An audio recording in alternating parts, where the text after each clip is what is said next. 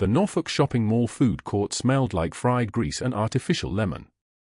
Brooke Sullivan pushed through the lunch crowd at 11:47 in the morning, her nurse scrub still damp with the morning's work at the community clinic, antiseptic clinging to the cotton, sweat dried into the collar. She'd left St. Jude's Memorial Hospital 3 hours early. Not by choice. The supervising physician had made his preference clear without saying a word, just a sideways look and a clipboard thrust toward someone else when the next trauma came through. She was used to it by now. 19 years of that look. Her eyes moved across the food court with the precision of someone who'd learned to identify exits and choke points before sitting down. Left corridor toward the parking garage, emergency exit, camera blind spot at the northwest corner, 16 meters to the security door. Service entrance behind the pretzel stand. Main corridor leading to the north exit, marked, monitored, 247 stores connected by 3 separate paths. Her hands moved through the smoothie line on muscle memory, counting exact change, for $1.87, while part of her mind was still in Fallujah, Jolan District, 2009, where learning to map a room meant staying alive. The smoothie teenager didn't notice her trembling fingers as she handed over bills. 19 years of practice meant the trembling looked like normal fatigue. Just another nurse on her lunch break. Just a tired woman in wrinkled scrubs. The teenager saw what everyone saw, a woman in her mid-40s with dark hair pulled back, unremarkable face, no jewelry except a thin silver band on her left ring finger, regulation boots laced tight under hospital-issue scrubs. Nothing to note. Nothing to remember. Exactly the way she'd trained herself. She turned from the counter, smoothie in hand, and saw him. The disabled veteran sat in a wheelchair near the central fountain, positioned between 2 marble planters like he'd been placed there and forgotten. His military jacket hung loose on his frame, faded OD green, patches stitched with uneven thread, the fabric soft from decades of wear. The name tape was faded beyond reading. His trembling hands, which would have been clues to anyone trained to read them, rested on his thighs in a gesture that suggested he'd given up keeping them still long enough to fight the movement. His head was angled downward, eyes fixed on something no one else could see. Then the sound reached her. Laughter. Sharp and layered, the kind that comes from a group with unified purpose. 5 teenagers, maybe 16 or 17 years old, had formed a semicircle near the fountain, close enough to the veteran that he couldn't pretend they weren't there. The boys wore the kind of expensive casual wear that signaled money, $120 sneakers, designer water bottles attached to $80 backpacks. One of them, tall with sandy hair and the posture of someone who'd never been told no, was doing something with his voice. Mimicking. The veteran's stutter, the slight slur in his speech pattern, the way he'd tried to ask a mall employee for directions to the restroom 15 minutes earlier. The teenager's imitation was crude and cruel. Perfect. Where's the bathroom, M-man, the tall boy drawled, his friends doubling over. A girl with highlighted hair and a polo shirt held her phone up, recording. Red recording light. Documentation. Evidence that this moment was happening, being captured, prepared for distribution across apps Brooke had heard discussed but never learned to use. Who needed social media when you'd spent your entire professional life in the quiet spaces of hospitals where nothing was recorded, everything was buried, all the work happened where cameras couldn't see? The veteran's shoulders tightened. Not by much.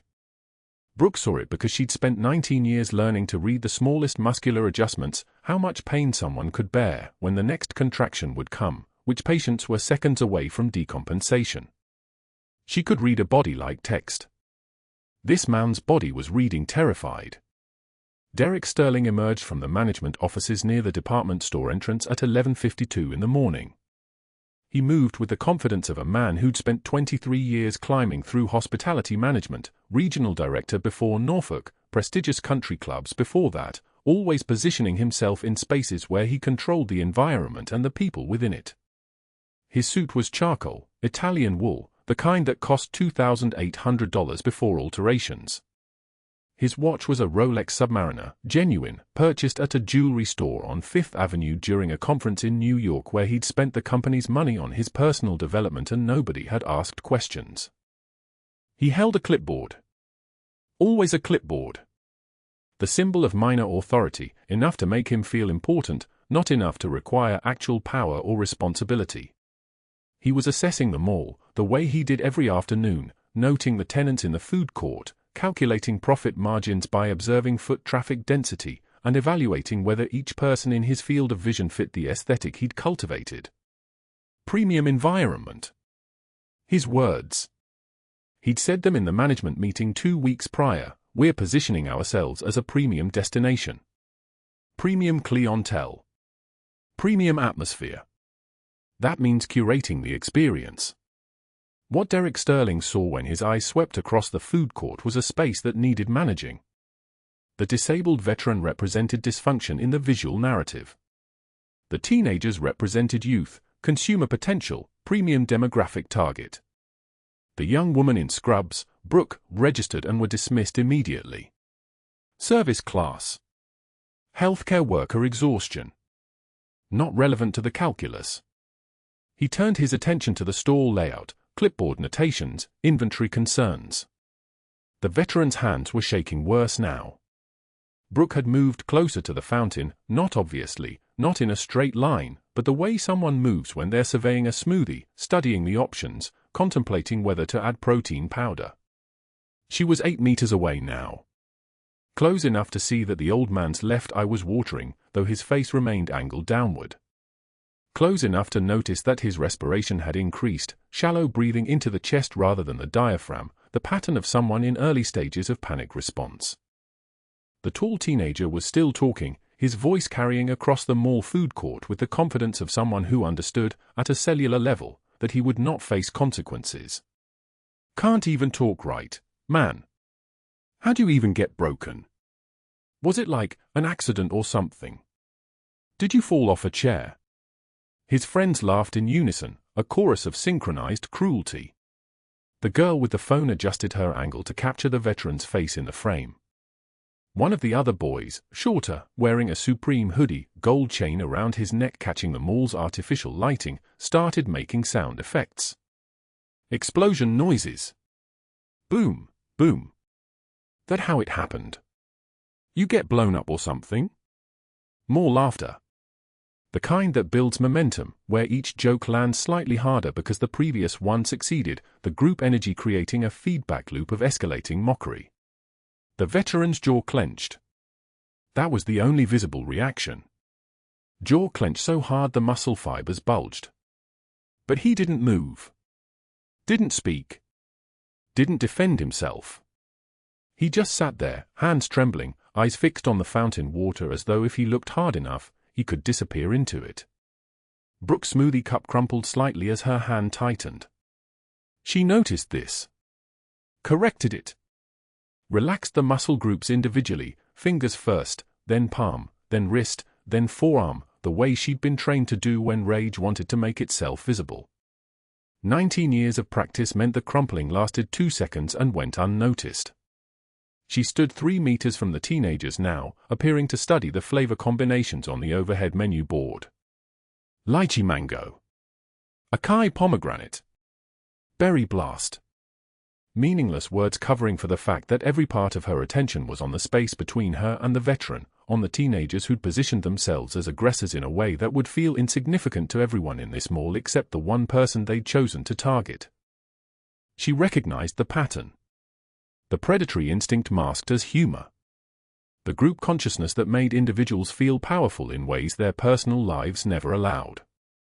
The exploitation of someone who couldn't fight back, or worse, who'd been trained so thoroughly that fighting back was impossible, that the only response to combat was stillness, silence, the acceptance of harm as part of the contract you'd signed when you put on a uniform. Derek Sterling turned to walk back toward his office. Friday afternoon, inventory reports waiting, a conference call at 2 o'clock with the regional director. The food court was managing itself. Teenagers were spending money on overpriced mall food. The demographic was sound. The environment remained premium. His job was done. But that wasn't the worst part. The teenagers circled the veteran's wheelchair like sharks catching blood in water.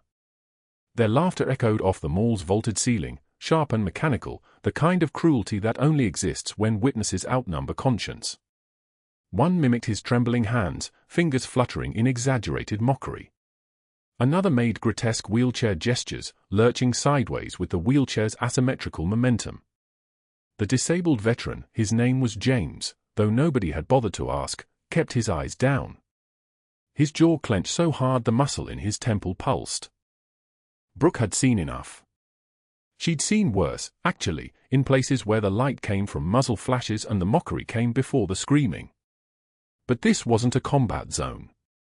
This was Norfolk, Virginia. A shopping mall. A place that was supposed to be safe. She moved through the food court with the same economy of motion she'd perfected in Baghdad, nothing wasted, nothing desperate. Just purpose. Her scrub swished against her legs as she approached the cluster of teenagers. Derek Sterling intercepted her before her second step. He was the kind of man who confused volume with authority, tall enough to use height as a weapon, expensive enough to mistake privilege for power. His tailored suit probably cost more than James earned in a month. The mall manager badge hung around his neck like a warrant for condescension. He stepped directly into her path, his voice loud enough to carry across the entire food court, loud enough to make phones emerge from pockets. "We don't need bleeding hearts-causing scenes here." Brooke stopped. She was close enough to see the fleck of espresso foam in his goatee. Close enough to smell his cologne, something meant to smell like old money and entitlement. She met his eyes. Her voice came quiet. That man served his. This is a premium shopping environment, not a charity ward. Sterling's sneer deepened. Whatever sob story you're selling, take it somewhere else. We have standards. Not everyone belongs in premium spaces. The words hit the air like shrapnel. Around them, shoppers turned. One woman grabbed her child's hand. An elderly couple stopped mid-stride. Phones oriented toward the conflict, ready to record. Sterling had an audience now, and his posture shifted, chest expanded, jaw thrust forward, the physical language of a predator who'd just realized his prey had nowhere to run. He smiled the way apex predators smile when they sense weakness. Brooke took one measured breath. The kind of breath you take when you've already survived being buried under rubble, when you've held pressure on an artery while your own blood dripped onto your boots, when you've watched friends die from wounds smaller than paper cuts. That kind of breath contains oceans of restraint. A single tear escaped her left eye, not from sadness, not from shame, but from the pure pressure of swallowing what she could have said to this man. She wiped it without breaking eye contact. Her voice, when she spoke, could cut steel. Your premium environment just lost its dignity. Sterling's face reddened. Not from shame. From rage at being challenged in front of witnesses. He keyed his radio. Security to the food court. Now. His eyes never left hers. Escort this woman away from customers. She's disturbing the shopping experience. He addressed the growing crowd with the slick certainty of a man who'd never been corrected. Folks, I apologize for this disruption. Some people don't understand boundaries. Two security guards approached, moving slowly, their body language uncertain. They weren't accustomed to watching their manager orchestrate cruelty against someone who didn't cower. The teenagers laughed louder, emboldened by the authority figure's approval. One shouted, "Crazy nurse." Another filmed on his phone, already imagining the likes. Sterling smirked at Brooke, savoring the moment, his hand making a subtle gesture that said, "See? I own this space. I own you." The veteran's head dropped further. His trembling intensified, not the tremor of age, but the tremor of someone collapsing inward, the shaking that comes from hope being dismantled in slow motion. His hands curled into fists against his lap. But Brooke didn't retreat. She moved past Sterling, past the hesitant security guards, directly to the veteran's wheelchair. She knelt beside him, ignoring Sterling's protests rising behind her, ignoring the crowd pressing in with their phones like predators drawn to blood. The veteran looked up, startled, his eyes the color of someone who'd stopped expecting kindness. "My name is Brooke," she said. What's yours? James. James Mitchell. His voice was barely above a whisper. She reached gently toward his jacket, a faded military-issue windbreaker, the kind that never truly leaves you because it's woven with too many memories. Inside the lining, where most people never looked, where you kept things that mattered, she glimpsed a patch. Faded. Stitched by careful hands. Special Forces insignia from Baghdad, the same unit, the same theater where she'd spent 14 months learning what it meant to keep people breathing when everything wanted them dead. Her breath caught. Not from surprise. From recognition. Because in her own pocket, sewn into the lining of her scrub jacket with the same careful stitches, she carried an identical patch. Baghdad. 2011, the same unit insignia. The same operations that the government had ordered her to bury so deep that her own medical school classmates would never know she'd spent 2 tours doing things they wouldn't even have words for.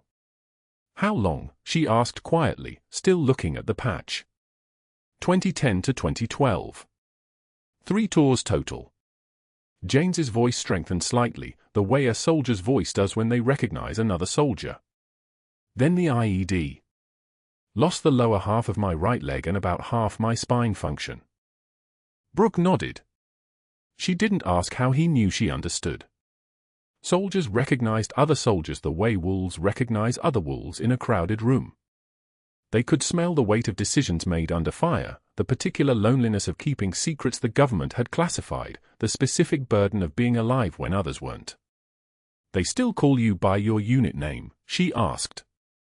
Not since they stopped knowing who I was. Sterling's voice cut through the moment like a blade. That woman is not authorized to be, but he stopped mid-sentence because Brooke had already turned to look at him, and something in her face had changed. The submission was gone. The deference had evaporated. What remained was the face of someone who had stopped playing a role and started occupying her actual space in the world. Step back, she said. It wasn't a request. It was a command, delivered in the voice of someone accustomed to being obeyed. Sterling moved closer instead. I'm calling the police. You're practicing medicine without a license. But that wasn't the worst part. James suddenly gasped, a sound like air being pulled through water, and his chest seized. The left side barely moved, where the right side expanded with each desperate breath, the left side remained rigid, collapsed inward. Brooke's training took over instantly, the way muscle memory always does. She recognized it in less than 2 seconds, tension pneumothorax.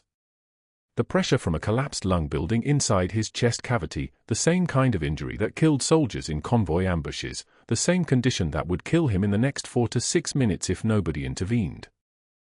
His lips were already starting to blue. Someone call 911 now, Brooke commanded, her voice no longer asking for permission. It was the voice of someone whose authority came from a place Sterling could never reach. Head snapped in compliance. One woman already had her phone to her ear. Sterling moved forward, his hand extended. Step away, you're not authorized. Brooke didn't even acknowledge him. Her hands were already assessing James's chest, moving with the precise, gentle urgency of someone who had done this before under far worse conditions. Her fingers located landmarks, the second intercostal space, midclavicular line, the exact anatomical point where a needle could buy him time. The veteran's eyes widened despite his gasping breaths. He recognized what was happening. He recognized the hands. Penetrating trauma or spontaneous, she murmured, more to herself, her voice steady as surgical steel. Old, shrapnel, James managed through the oxygen deprivation, his words fragmented, his eyes already starting to glass with the panic of suffocation. Brooke nodded. Her mind was calculating trajectory, tissue density, the exact angle that wouldn't puncture a lung further. Without proper equipment, without the needle decompression kit that would be en route in an ambulance, she needed to improvise. She needed something hollow. She needed something now. I need a hollow straw, she called to the smoothie kiosk without turning her head. Now. Please. A confused teenager, still filming on her phone, handed one over. Brooke took it, hand steady, and retrieved the hand sanitizer from her bag. She sterilized the straw with movements so practiced they seemed almost casual. But there was nothing casual about what happened next. There was only precision. Only necessity. Only a woman who had held too many people together to let another one collapse in a shopping mall while someone in a suit objected. Sterling was on his phone, his voice rising in pitch and volume. "I need corporate counsel. We have an unlicensed person performing medical procedures on mall property." His other hand was already texting, already documenting, already building a case against her. His power was slipping, and he knew it, and he was beginning the transformation from arrogant to dangerous. "I want this incident recorded. I want statements from every witness. This woman is a criminal." The crowd pressed closer. Rubber gloves snapped as Brooke prepared, the sound sharp as gunshots in the silence. Someone was counting down the emergency response time. Another woman, a face Brooke recognized from somewhere deep in muscle memory, pushed through the crowd. She was wearing a light blue sundress and carrying a designer bag, but her eyes were military. Combat medic eyes. The kind that recognized advanced trauma protocol when they saw it. "That's..." the woman whispered, her voice catching. "That's advanced combat trauma protocol. That's SEAL team methodology." The needle went in. The hiss of air escaping the collapsed lung. The immediate change in James's breathing as pressure released, as oxygen could finally move, as the color began returning to his lips. His chest rose symmetrically again. His breathing steadied. Around them, the food court had gone absolutely silent, the kind of silence that only exists when witnesses have just watched the line between civilian and warrior dissolve in real time. Sterling stood frozen, his phone still in his hand, his power suddenly looking very small and very fragile in a space where someone had just brought a man back from the edge of death using nothing but knowledge and bare hands and the specific kind of courage that can't be bought or appointed or earned through hierarchy. The veteran's chest seized mid-breath. His left side stopped moving entirely, no rise, no fall, just a cavity of stillness where air should have been flowing. His right shoulder hiked toward his ear in desperate compensation, muscles straining against physics that had stopped cooperating. His mouth opened. Nothing came out but a wee so thin it sounded like wind through a crack in a door. Brooke's eyes locked onto the asymmetry. Left side flattened. Right side hyperinflating. Jugular veins distending like cords pulled taut beneath his skin. She'd seen this exact sequence before, not in textbooks, not in simulation labs, in a forward operating base outside Fallujah where a Marine's pneumothorax had developed under fire and the only thing between him and cardiac arrest was her hands and knowledge no civilian clinic would ever teach.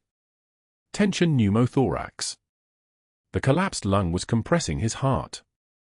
Every breath was pushing air into his chest cavity with nowhere to go, building pressure like a vice tightening around his mediastinum. She moved without conscious decision. Her body recognized the cascade before her mind finished the diagnosis. The phones came up around her, 7 of them, maybe 8, screens tilting to catch the drama like this was content, like this moment of a man suffocating in front of them deserved to be filmed instead of interrupted. A girl in a coral hoodie zoomed in on his face. A man in business casual started narrating under his breath into his phone's microphone. The fluorescent lights hummed their industrial drone above them, indifferent to everything. Brooke's voice cut through the food court noise with the precise authority of someone who'd given field orders under conditions most people couldn't imagine. "Someone call 911. Now. Not in 5 seconds. Not when you're done filming. Right now." A mall employee fumbled for her radio. Someone else's phone was already dialing. But the ambient soundtrack didn't change, sneakers squeaked on tile, the fry station sizzled, a child at a distant table asked for ketchup. The world kept rotating even as James Mitchell's color shifted from gray to something approaching ash. She knelt beside him, her scrubs pressing into spilled soda that made a sticky sound against the tile floor. The smell of the mall food court crashed over her, grease, disinfectant, the metallic tang of spilled cola, and underneath it, beneath those civilian scents, she caught the copper edge of beginning hypoxia. His blood wasn't carrying oxygen anymore. His cells were starting to scream. Her hands were already moving through muscle memory so deep it predated conscious thought. Her right hand pressed against his left anterior chest wall, second intercostal space, mid-clavicular line. The exact anatomy she'd learned from a trauma surgeon who'd trained her in a concrete bunker while artillery percussioned the walls. She could feel his ribs beneath the t-shirt, the hollow space where his lung had collapsed, creating a tactile void she'd felt before on a casualty whose name she'd been ordered to forget. I need something sterile. A straw. A wrapper. Anything plastic. The combat medic from the crowd was beside her now, moving with the same economical precision she recognized in her own motion. His presence beside her felt like the world suddenly making sense again, someone who understood what a tension pneumothorax looked like at the edge, someone whose hands had done what hers were about to do. Sterling's voice had changed register entirely. He was no longer addressing the crowd. He was on his phone, his voice clipped and corporate, the tone of someone activating hierarchies.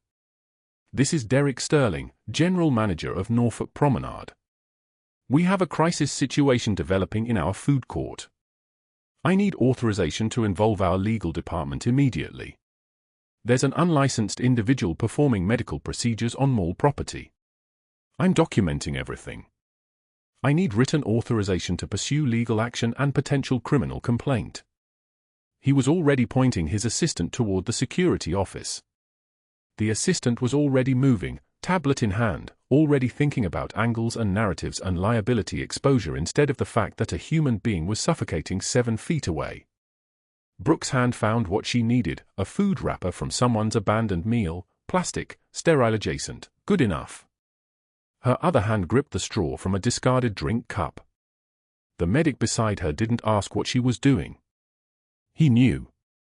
He'd either done this himself or seen it done by someone exactly like her. She created a flutter valve with the economy of motion that only came from having done it when rounds were still incoming. The straw went through the plastic wrapper, creating a one-way valve that would let air escape from his chest cavity without letting it flow back in. She positioned the needle at his chest wall. Had she had a real needle, it would have been a 14-gauge angiocath, but this wasn't a hospital, this was a food court. This was what you worked with when the only resource you had was training and her hands. She pushed through skin and muscle and the waiting pneumothorax. The sound of air escaping made a soft hiss, not the dramatic gasp people expected, but something quieter, more absolute. The sound of pressure releasing. The sound of physics finding a way out. James Mitchell's chest moved. The right side finally stopped its desperate hyperinflation. Color returned to his face in a visible wave, starting at his cheekbones and spreading like someone turning up the saturation on a photograph. His shoulders dropped from that desperate height toward his ears. His mouth opened and air, actual oxygen-carrying air, moved into his lungs. The veteran's eyes opened fully, locking onto hers with an intensity that transcended medical crisis. His hand gripped her wrist with surprising strength.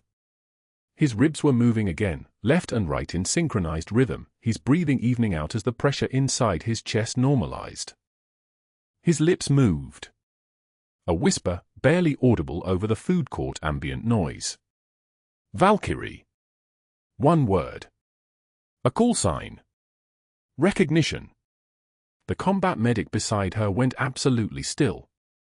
She felt it more than saw it, the sudden cessation of breath, the way the light changed in his eyes. He knew what that word meant. Where it came from. What it signified about the woman kneeling in spilled cola, creating airway relief with a straw and improvisation and muscle memory that shouldn't exist in a civilian nurse. Brooke didn't answer. Couldn't answer. Her eyes stayed locked on James's, communicating something wordless that passed between people who'd walked the same ground, survived the same conditions, carried the same weight of operations that had been classified into silence. Sterling's voice was growing louder now, a man desperately pulling every lever he had access to, his authority slipping through his fingers like water. I need a corporate legal team. I need security footage from the past 15 minutes. I need witness statements before anyone leaves this building. This woman is a liability. I want incident reports drafted, and I want them documented as unauthorized medical practice by an unverified individual. His assistant was already typing, already coaching a teenage bystander. Just describe what you saw, that's all. You just saw someone without proper credentials providing medical care, right? That's what you saw. The ambulance sirens were audible now, still 3 blocks away, their wail cutting through the food court noise with red light authority. But the critical moment had already passed. James Mitchell was breathing. His oxygen saturation was climbing. The man who'd been minutes from cardiac arrest now had time. The medic beside Brooke was still staring at her, his jaw working through the implications of a single word, the recognition spreading across his face like understanding the shape of something he'd only seen glimpses of before.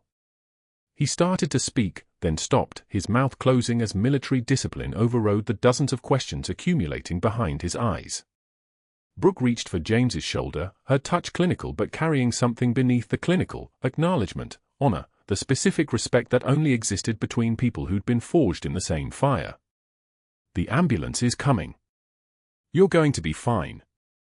Your lungs already re-expanding. They're going to take good care of you at Mercy General. She didn't look at Sterling. Didn't acknowledge the narrative he was frantically constructing, the legal machinery he was activating, the way he was already trying to erase what had just happened from the official record. Her complete disregard for his authority, her refusal to engage with the power he was attempting to wield, was somehow more devastating than any confrontation could have been. The sirens were closer now. The food court had gone quiet again, not the shocked silence of the initial collapse, but something heavier, something weighted with the awareness that something fundamental had just shifted in this space. The bystanders with their phones had lowered them slightly, though some were still filming. The mall employee with the radio was standing motionless, caught between protocols she'd never trained for. And in the security office 3 corridors away, Sterling was dialing numbers, activating contacts, setting in motion the machinery that he believed would protect him from liability, would control the narrative, would ensure that what had just happened in front of 50 witnesses would somehow be twisted into negligence, into overreach, into unauthorized practice. He had no idea that a single whispered word, Valkyrie, had just set events in motion that his authority, his network, his connections to corporate and media and legal machinery, would be entirely powerless to stop. The paramedics arrived at the mall food court in under 4 minutes. Their uniforms cut through the crowd like a knife, and Sterling's security guards immediately stepped back, recognizing jurisdiction. The lead paramedic, a woman with 17 years of transport experience written into the lines around her eyes, knelt beside the veteran. His color was better now. Pink instead of gray. The oxygen saturation Brooke had restored was holding steady at 94% on ambient air alone. What happened? The paramedic asked, already reaching for her equipment. Brooke's voice dropped into the flat, precise register of someone who had delivered this same report under circumstances far worse than a shopping mall. Tension pneumothorax, right side. Improvised needle decompression at 1432 using 14-gauge angiocath. Flutter valve fashioned from straw and food wrapper. Patient was tachycardic, tachypneic, displaying asymmetric chest wall movement. Breath sounds absent right side. Now stable. BP improving. History of penetrating thoracic trauma consistent with military service. She paused. No medications administered. No transport time delay. The paramedic glanced up at her once. Then twice. Something flickered across her face, recognition, maybe, or the sudden understanding that the woman in scrubs kneeling in a food court had just delivered a medical handoff that belonged in an operating room, not in front of 50 cell phones filming everything. Combat medic, the paramedic asked quietly. Brooke didn't answer. She never did. She simply stepped back and let the paramedics take over, her hands already moving to help them position the stretcher, her movements economical and practiced in the way of someone who had done this in tents and sand and darkness. The veteran's eyes found hers for a moment as they loaded him. He nodded slightly. A transmission of gratitude that required no words. The paramedic team worked with a new kind of efficiency around her, the kind that comes from recognizing expertise. They deferred to her assessment.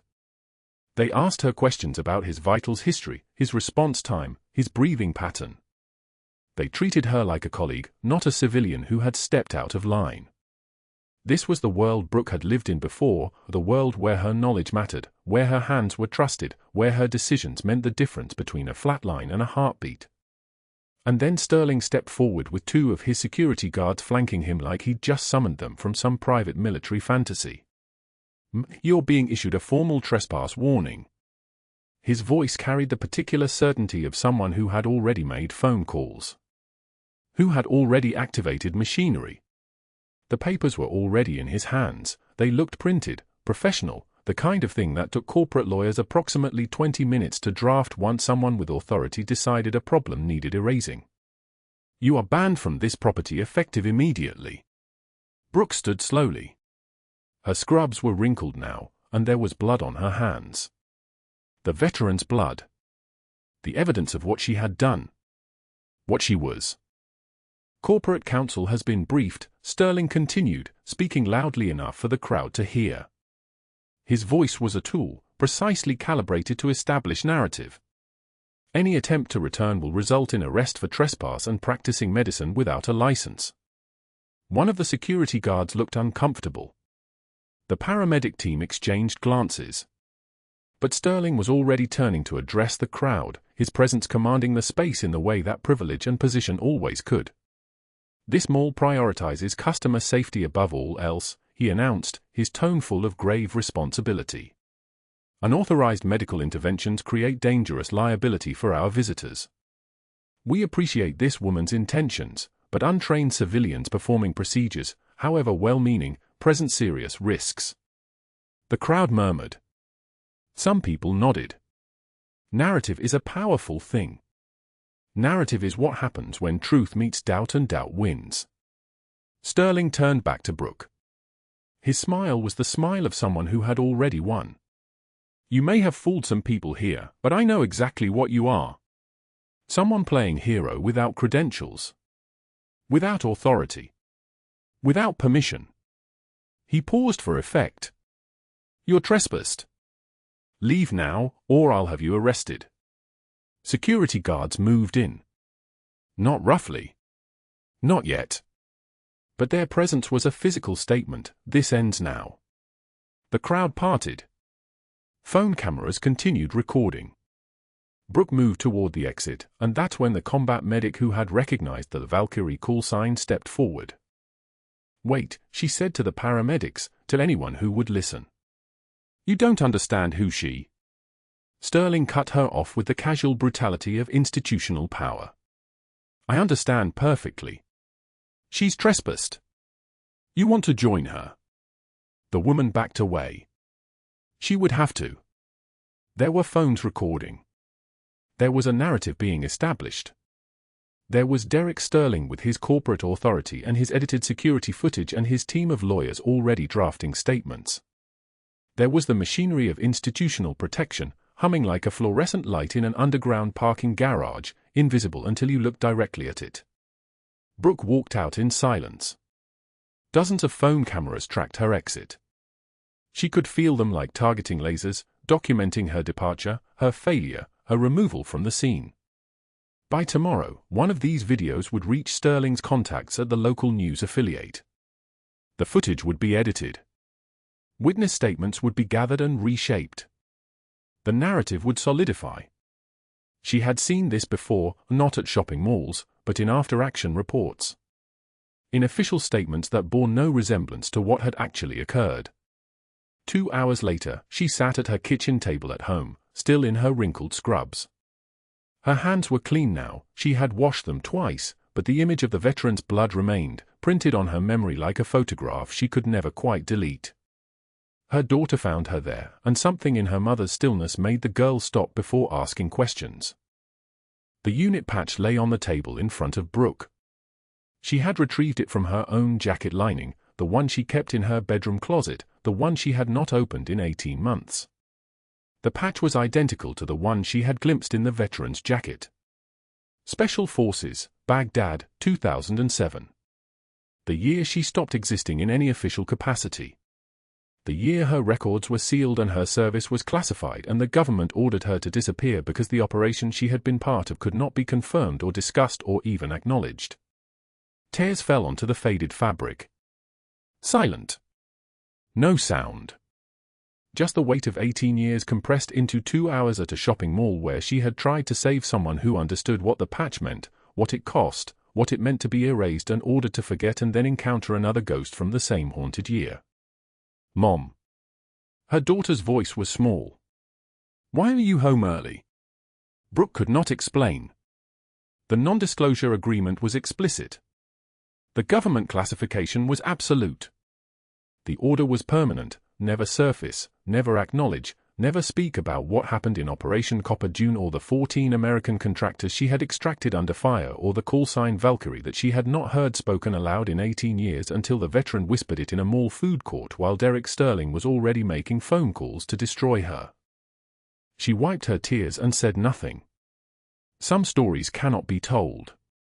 Some truths must remain buried.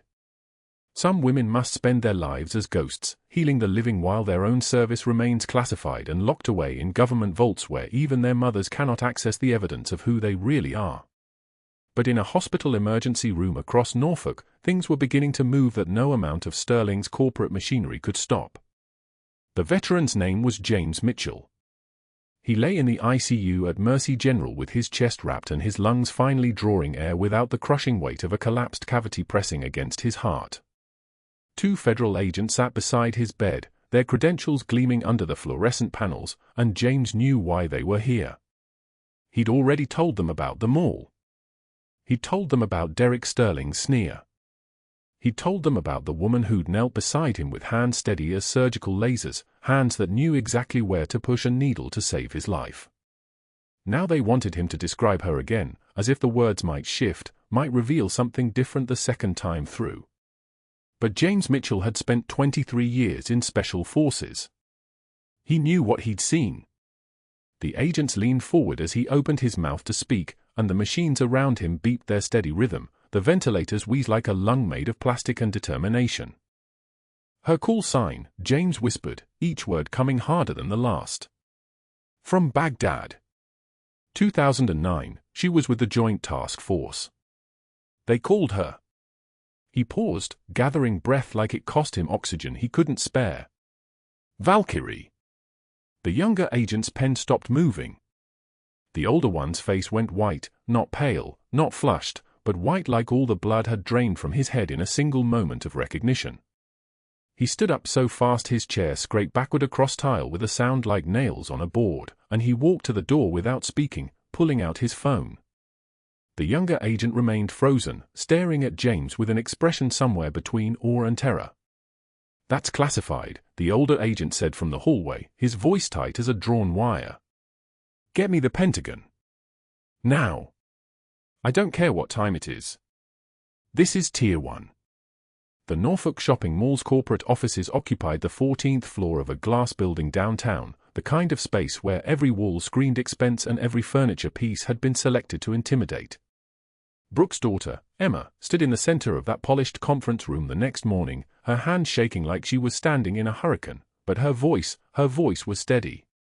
She was 17 years old. She'd never worn a uniform. She'd never saluted or fired a weapon or held a dying person's hand in a warehouse outside Fallujah.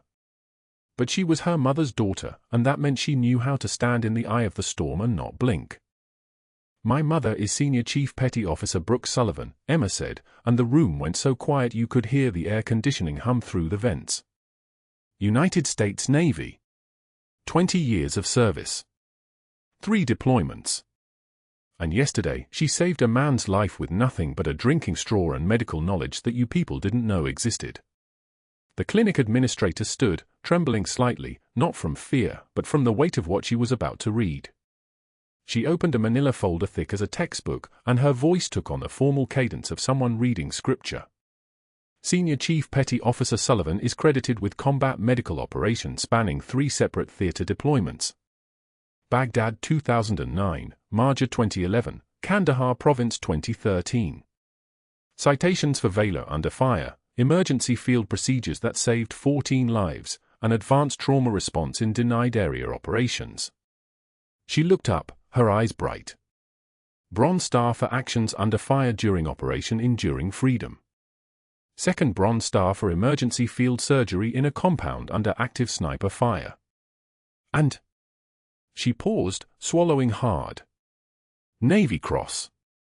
For organizing and executing a hostage extraction medical operation that resulted in 0 casualties among the 12 civilians extracted. The conference room was silent. On the screen behind the administrator, photographs began appearing, classified documents now partially declassified, showing Brooke in desert camouflage, her face younger but her eyes already carrying the weight of things civilians didn't see. A Navy SEAL team leader walked through the door, still in dress blues, his chest covered in ribbons like a map of every hard place America had been. He moved with the kind of quiet authority that made the corporate attorneys lean back in their chairs. Senior Chief Sullivan was attached to my task force at JSOC, he said, his voice like a tank idling in a garage. She was not a combat medic. She was better. She was a surgical specialist trained in field amputation, emergency thoracotomy, and advanced airway management under fire. She saved my platoon. Literally. In 2011, we took ambush fire in Marja Valley. 2 of my men went down with catastrophic injuries. Everyone else was suppressed. He paused, letting that weight settle. She treated both of them in active gunfire. She walked between muzzle flashes carrying surgical instruments. One of those men is now a father of 3. The other is coaching youth soccer. He turned to face the corporate executives. And yesterday, a man in a shopping mall watched her get dragged away by security while she was saving a disabled veteran from dying on a food court tile. An FBI agent in a dark suit stepped forward. The same one who'd stood in James Mitchell's hospital room. When he spoke, it was with the precise cadence of someone reading an indictment. When we investigated Derek Sterling's complaints against Senior Chief Sullivan, we examined his mall management records dating back 3 years. We found systematic insurance fraud. Falsified incident reports used to generate inflated liability claims with his preferred vendors. Those vendors paid kickbacks disguised as premium service fees totaling approximately $340,000 in fraudulent claims. He opened a laptop, and photographs of documents flooded the screen. Sterling's business model depended on maintaining a controlled narrative about his mall's safety profile. A Navy Cross recipient performing emergency medicine in his food court threatened that narrative. It meant someone legitimate would investigate. Someone trained would ask questions. Derek Sterling sat in the back of the room, his face the color of old concrete. His attorney was already whispering into his ear, already standing, already calculating exit strategies. You needed her discredited, the FBI agent continued. You needed her credentials attacked. You needed her removed before she could talk to anyone about what she'd done. The veteran's medical emergency gave you the pretext. The fact that she saved his life was irrelevant to your objective. What mattered was that she had to disappear. The agent clicked through phone records, security footage, text messages. There was Sterling coaching his assistant to alter timestamps on the incident report. There was Sterling calling his contact at the local news affiliate with a false narrative about unlicensed medical practice. There was Sterling's call to the state medical board, filled with provable lies. There was the original security footage, unedited, undeniable, showing Brooke performing needle decompression while Sterling issued orders to have her arrested. There was the combat medic from the crowd, brought in by investigators, his voice steady as he described what he'd witnessed. I recognized her techniques. That's classified material. She had to have been special operations. And he was going to destroy her for it. Federal marshals entered the conference room. 2 of them. They didn't hurry. They didn't need to. They moved with the kind of inevitable purpose that made walls feel smaller. Derek Sterling, you're under federal arrest for wire fraud, insurance fraud, and obstruction of justice. You have the right to remain silent. The words washed over him like water over a stone, and he stood up, his hands trembling as they cuffed him. The walk to the elevator passed directly by the floor-to-ceiling windows overlooking downtown Norfolk. People in the streets below wouldn't know what they were seeing, just another arrest, another person being led away. But in that conference room, everyone watched as he was escorted out past photographs of the woman he'd tried to destroy, her face resolute and calm, her service finally visible, finally documented, finally real. 3 months later, a woman in dress white stood on the steps of the Pentagon. Her uniform was pristine, every ribbon in place, and her daughter stood beside her in the audience, her hands clasped so tightly her knuckles had gone white. The Navy Cross ceremony was brief but absolute. The citation was read aloud, partially declassified, finally speaking the truth. Senior Chief Petty Officer Brooke Sullivan, for actions at the Norfolk shopping mall, for emergency medical intervention that saved a life, for composure under pressure, for the kind of quiet valor that asks nothing and demands nothing. The Navy SEAL team leader stepped forward and pinned the medal to her chest. The veteran, James Mitchell, was there in his wheelchair, and when the ceremony ended, he raised his hand in salute, a trembling, perfect salute from a man who understood what he was honoring. Derek Sterling's federal sentencing took place in a courtroom he'd never expected to see. 18 months in federal prison. Restitution of $340,000 plus penalties. A lifetime ban from retail management and loss of his professional certifications. 6 months after his release, someone spotted him at a strip mall on the edge of town, the kind of place where failing businesses went to die. He was selling cut-rate insurance policies from a folding table, his expensive suits replaced with a polo shirt, his network evaporated like water on hot pavement. No one knew his name anymore. No one cared. He was just a man at a table, trying to sell something no one wanted to buy. But Brooke Sullivan returned to her clinic at Mercy General, and the faded unit patch, the one with the Special Forces insignia from Baghdad, was no longer hidden. It hung in a frame on her desk, visible, undeniable, finally allowed to exist in daylight. When a young veteran came in for treatment one afternoon and saw that patch, his eyes widened with recognition. He'd served in the same theater. He knew what the call sign Valkyrie meant. Brooke simply nodded at him, a small gesture of acknowledgement between people who'd seen the same difficult things. The young man's shoulders relaxed. He wasn't being treated by just a nurse. He was being treated by a warrior. Sometimes the bravest warriors carry stethoscopes, not guns. They move through the world quietly, asking nothing, demanding nothing, until the moment when someone needs saving and their hands remember everything they've been trained to do. If you've ever been underestimated by someone who didn't know your true value, subscribe to this channel and let us know in the comments. Like this video. Share it with someone who needs to remember that you never know who's standing next to you, or what they've survived to get there. What Brooke taught us all that day is that real power isn't a title or a uniform you wear every day. Real power is knowing you can save a life and choosing to do it anyway, even when the world tells you to walk away.